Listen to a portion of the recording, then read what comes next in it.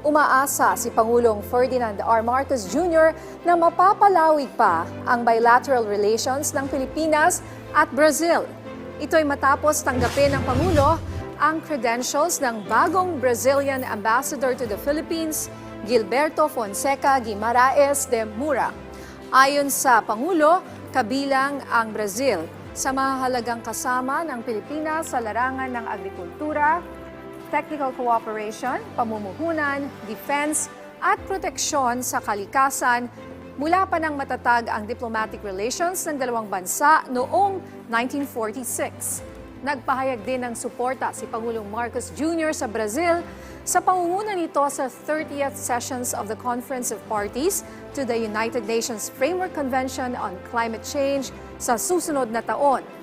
Muli ring tinayak ng Pangulo ang commitment ng Pilipinas sa patuloy na pakikipagtulungan at suporta sa mga usapin sa United Nations at iba pang forum.